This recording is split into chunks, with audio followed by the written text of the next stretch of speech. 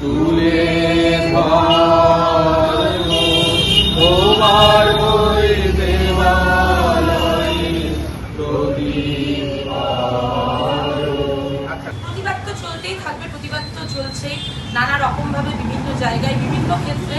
প্রত্যেকে নিজের নিজের মতো করে তাদের জীবনের সমস্ত ক্ষেত্রেই বোধহয় চালান। মানে যারা প্রতিবাদী হন, যারা অন্যায়কে সহ্য করতে পারেন না, তারা তার পাশের বাড়ির ক্ষেত্রেও যেমন বলেন, তারা বিভিন্ন রাজনৈতিক ইস্যুতেও তেমনই বলেন, সামাজিক ইস্যুতেও তেমনই বলেন।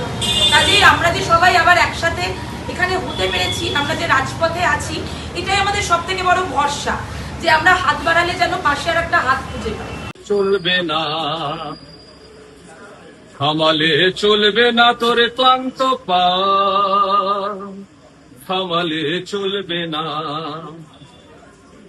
এখানে বাঁচতে ওরা, এখানে বাঁচতে ওরা দিচ্ছে না আর দেবেও না, তবু থামালে চলবে না।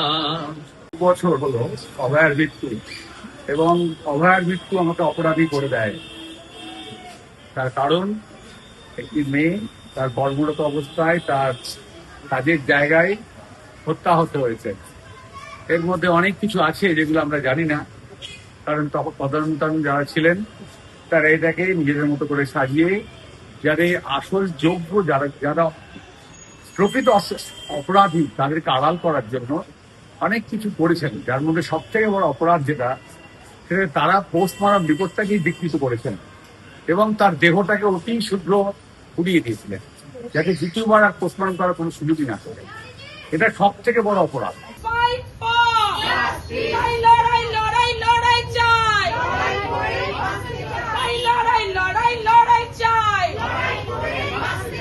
আজকের দিন নিয়ে তো নতুন করে বলবার কিছু নেই।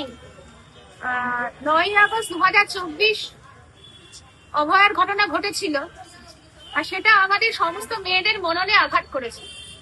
14ই আগস্ট রাত দেখা হয়েছিল, প্রতিটি মেয়ের তার লাঞ্ছনার কথা মনে রেখে সেদিন রাস্তায় নেমেছিল। খালি এক অভয়া আমাদের সব অভয়াদের এক করে দিয়েছিল।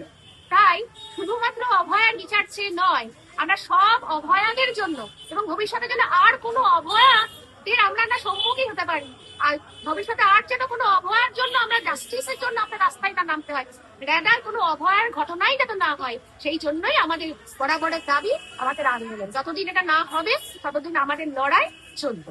রাতে যত বাড়ছে এখন প্রতিনিধি হচ্ছে শকুন, রাতে যত বাড়ছে এখন প্রতিনিধি হচ্ছে শকুন। ভালোবাসা বস্তা বন্দি, শয়তান আটছে ফন্দি, ভালোবাসা বস্তা বন্দি, শয়তান আটছে ফন্দি। কানা রাতে মরতে শেখায়, তবু বাজো কানায় কানায়, অন্ধ হয়ে মুছড়ে পড়া চলবে না, তবু থামালে চলবে না, থামালে চলবে না তোর ক্লান্ত পা, থামালে চলবে না।